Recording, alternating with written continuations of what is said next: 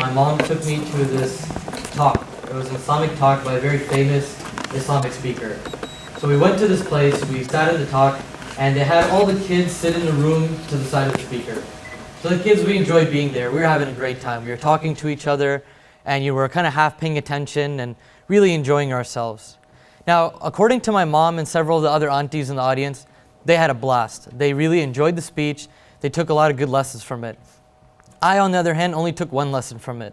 Around halfway through the speech, the speaker said, "Parents here in the audience, you need to know that Harry Potter is haram, that you should not let your children read Harry Potter. It encourages magic, it encourages sihr, and they're going to commit shirk if they read Harry Potter." Now, if there's something you guys need to know about Harry Potter, is that this book series single-handedly is responsible for more children reading for fun than any other book series out there right now. If it was not for Harry Potter, very few kids these days would be at the level of like fluent literacy, as well as they wouldn't enjoy reading as much. So it shows we have this big disconnect in this Muslim community. That on one hand we have our society over here. American society has a love affair with fiction. We love fiction, we can't get enough. And we have over here the Muslim society, we have this complete aversion toward it. And this aversion, this gap, it's doing nothing but hurting us.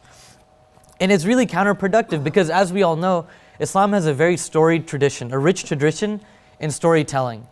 The stories of the prophets, they were in the Quran. Majority of the Quran is the stories of the prophets, or a good portion of the Quran is. We have the Sunnah, the Hadith, which really is just the story, the life of the Prophet Muhammad ﷺ, which that's where we derive all the lessons that we use to carry on our daily life from. And when we avoid fiction, when we avoid storytelling, what we're really doing at the end of the day is we're distancing ourselves from American society. And we're in a time right now where any distance, any non-cultural relativity, any cultural relativity we're lacking is going to do nothing but cause harm for us. Because if we want a safe and engaging environment for our Muslim youth, for in fact our whole Muslim society, we need to show that we can fit into this culture. So there are efforts to help with this. No doubt there are.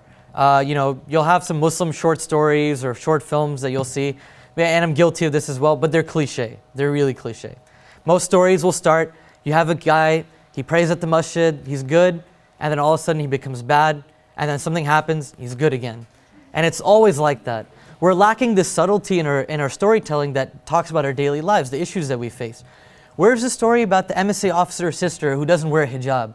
She's dealing with the judgment she's getting from people while she's still trying to do good work. Where's the story about a guy just trying to get married the proper way and the problems he has with just trying to get married and find a wife, and maybe has cultural issues that he has to deal with? We're lacking in this subtlety beyond anything. We have no originality. We're getting so far left behind by the Jews and Christians.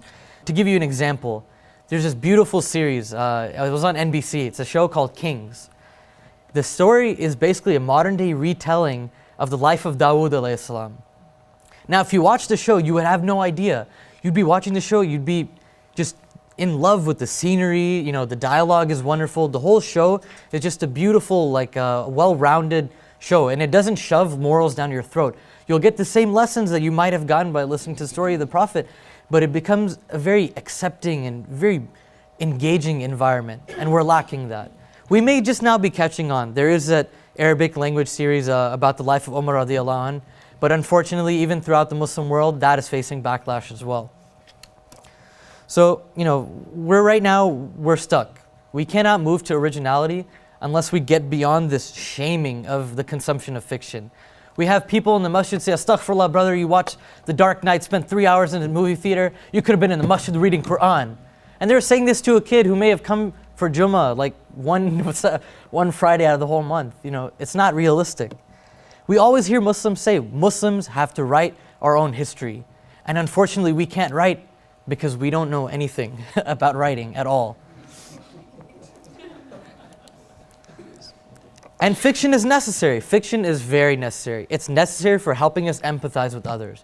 If you get cut off in traffic and you're seething with anger, one of the best ways to get over it is to make an excuse for the person who cut you off. You say, maybe they're rushing to the hospital. Maybe they're late to a job interview and they really need this. You give them 70 excuses, much as you give your Muslim brothers and sisters. If you're creating a fiction for the other person, to help yourself empathize with them a little bit more. Recently there was a khutbah, it was given at Main Center, and it was by Dr. Mahmoud Gamal. And he gave a beautiful khutbah, and the topic was 4 signs of terrorism and extremism. And one of the major signs, and he emphasizes, is the dehumanization of the other. When you deprive the other of the story of their life. When you look at another group and you say they are not capable of love, they're not capable of mercy, of fear, they're not capable of these emotions. It's a major warning sign of terrorism and extremism. And on a lighter note, people who congregate around stories, they become closer. How many times have you seen a father and a son watch a TV show together? And they talk about it, they discuss what's going on. How many times have we made friends with people just because we consume the same things? Like, yeah, you know what, I read the book Ender's Game, I loved it. I love the TV show Sherlock, I absolutely love that show. You bond with people on these things, and there's no shame in doing that. In fact, we're still lacking in our Muslim community, so much so that our Muslim leaders, our influential Muslim leaders, they're not well versed in any popular culture at all. Very few of them are. And it hurts because one thing that when a Muslim leader, when they can show that they consume fiction, when they enjoy the same things that we enjoy, it makes them seem human. To give you guys an example, how many of you guys know who Sheikh Sohaib Webb is? All right, so one thing I love about Sheikh Sohaib Webb, big fan of his, he likes to show The Walking Dead. In fact, he watches it like the episode comes out, he's watching it on time. We'll watch it together. He'll take a break from Maghrib though, of course. But he'll be watching it and he'll be tweeting about the episode. And one thing he'll do is every now and then he'll tweet about the episode, he'll relate something that just happened on screen to a story of a prophet or an example from the life of the Prophet Muhammad ﷺ. And you get this beautiful lesson there where you meet the people at the ground that they're standing on. You're not condescending to them. You're saying, I'm here for you. There's this connection. And really it comes down to this. We need to take the good from what our society offers and already consumes, and we can't do that if we ignore it. We have to create a culture in which we facilitate meaningful yet fun discussion around fiction. Because we as a Muslim community are lacking in empathy. We're lacking in the ability to step into another person's shoes and to experience their perspective and the way they intended it. And stories are one way to help us get there. Because the bottom line of fiction is this, is that empathy is the ultimate goal. And if we can learn to love fiction, we can learn to love each other. Jazakallah khair.